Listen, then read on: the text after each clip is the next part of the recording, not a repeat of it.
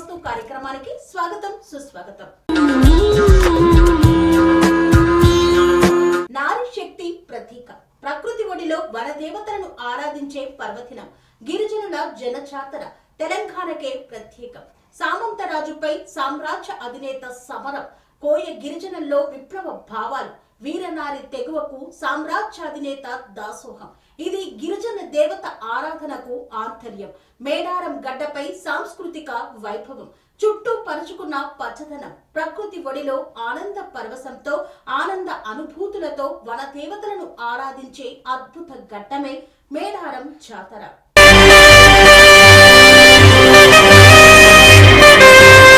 సంకల్పం నెరవేర్చిన శక్తులకు చరిత్రలో నిలిచిపోయేలా జరిగే గొప్ప సంబురం. తెలంగాణ రాతను మార్చిన తల్లులకు మొక్కులు తీర్చే తరుణం. పచ్చని అడవి మధ్య అవతరించిన శక్తుల దర్శనం, పసుపు వనంగా మారే తరుణం, బెల్లమే బంగారంగా సమర్పించే అరుదైన సన్నివేశం.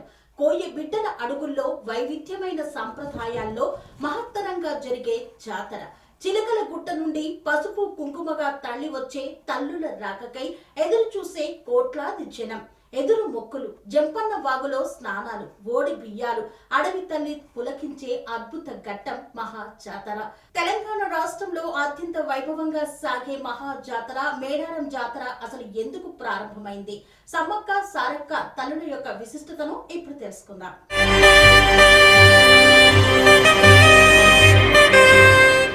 ప్రపంచంలోనే అతిపెద్ద గిరిజన జాతర అయిన మేడారం సమ్మక్క సారక్క జాతర ఈ ఏడాది జనవరి 28 నుండి జనవరి 31 వరకు జరగనుంది. కోట్లాది మంది భక్తులు వనదేవతలను దర్శించుకునేందుకు వస్తున్న నేపథ్యంలో భక్తుల సౌకర్యం కోసం ప్రభుత్వం అన్ని ఏర్పాట్లు చేసింది.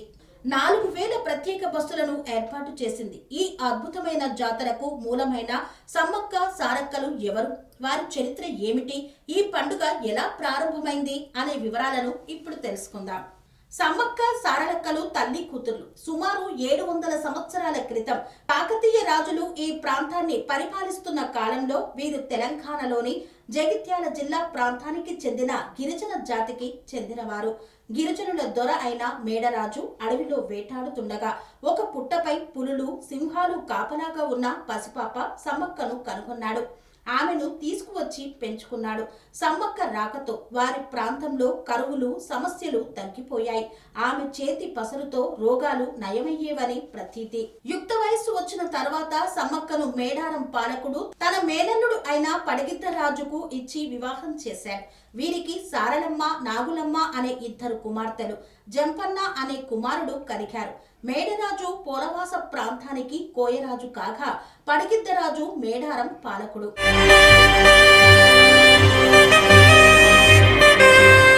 కాకతీయ సామ్రాజ్యం విస్తరణలో భాగంగా కాకతీయ మొదటి ప్రభువు మేడరాజు పాలించిన ప్రాంతాన్ని ఆక్రమించేందుకు దండెత్తాడు.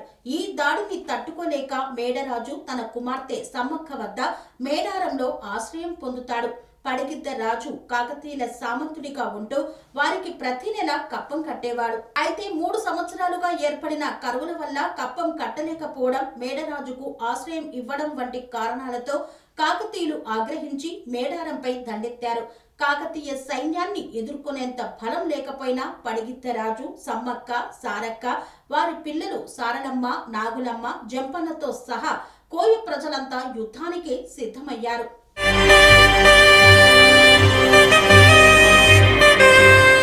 వేల సంఖ్యలో బలమైన ఆయుధాలు, గుర్రాలు, ఏనుగులతో వచ్చిన కాకతీయ సైన్యంతో వందల సంఖ్యలో ఉన్న కోయ ప్రజలు బాణాలు, మొండి కత్తులతో భీకరంగా పోరాడారు. ఈ యుద్ధంలో పడిగిద్దరాజు, సారలమ్మ, నాగులమ్మ వీరమరణం పొందారు. కుటుంబ సభ్యుల మరణాలను చూసిన జంపన్న అవమానాన్ని భరించలేక పక్కనే ఉన్న సంపెంగ వాగులోకి దూకి ఆత్మహత్య చేసుకున్నాడు. అప్పటి నుండి ఆ వాగును జంపన్న వాగుగా పిలుస్తారు. తన కుటుంబ సభ్యులందరూ మరణించారని తెలిసి సమ్మక్క ఏ మాత్రం వెనకాడకుండా కాళీ మాతలా విజృంభించి శత్రువులను ఎదుర్కొంది. అయితే వెనక నుండి ఒక సైనికుడు దొంగచాటున పొడిచి సమ్మక్కను తీవ్రంగా గాయపరిచాడు. రక్తం కారుతుండగానే ఆమె చిలుకల గుట్ట వైపు వెళ్లి నెమలినార చెట్టు కింద ఉన్న పుట్ట దగ్గర కుంకుమ భరణగా మారి అదృశ్యమైంది. సమ్మక్క అదృశ్యమైన తర్వాత గిరిజన ప్రజలకు ఆకాశం నుండి కొన్ని మాటలు వినిపించాయి. ఈ గడ్డ మీద పుట్టిన ప్రతి ఒక్కరూ వీరుడిలా రాజ్యాన్ని పాలించాలని, ఇక్కడ 2 గద్దెలు కట్టి 2 ఏళ్లకోసారి ఉత్సవం జరిపిస్తే వారి కోరికలు నెరవేరుస్తానని ఆ మాటల సారాంశం. ఆ మాటలను అమ్మ ఆదేశంగా భావించిన గిరిజనులు, ఈ విషయం తెలిసిన కాకతీయ రాజైన ప్రతాపరుద్రుడు సైతం సమ్మక్క భక్తునిగా మారిపోయాడు.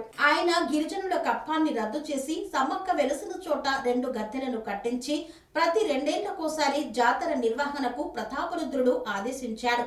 అప్పటి నుండి నేటికి ప్రతి 2 ఏళ్లకోసారి మాఘశుద్ధ పౌర్ణమి రోజున మేడారంలో ఈ మహా జాతర జరుగుతుంది.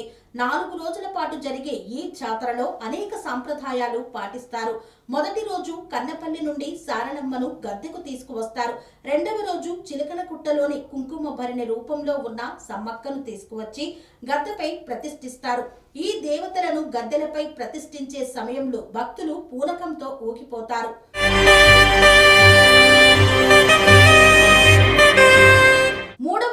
అమ్మవార్లు సమ్మక్క సారక్క ఇద్దరు గద్దెలపై కొలువు తీరి భక్తులకు దర్శనమిస్తారు. 4వ రోజు సాయంత్రం వారికి ఆవాహన పలికి తిరిగి వనప్రవేశం చేయిస్తారు. ఈ పూజలను వంశపారంపర్యంగా గిరిజన పూజారులే నిర్వహిస్తారు. అమ్మవార్లకు బంగారంగా బెల్లాన్ని సమర్పించుకోవడం ఇక్కడి ప్రత్యేక ఆచారం. ఈ జాతర తెలంగాణ, ఆంధ్రప్రదేశ్, మహారాష్ట్ర, ఛత్తీస్గఢ్ వంటి రాష్ట్రాల నుండి కుల మతాలకు అతీతంగా కోట్లాది మంది భక్తులను ఆకర్షిస్తూ సమ్మక్క సారలక్కల త్యాగాలను, గిరిజన సంస్కృతిని సజీవంగా నిలబెడుతోంది. కాకతీయుల కాలం నుండి ఇప్పటి వరకు మేడారం జాతరకు వచ్చే భక్తుల సంఖ్య క్రమంగా పెరుగుతూనే ఉండడం విశేషం.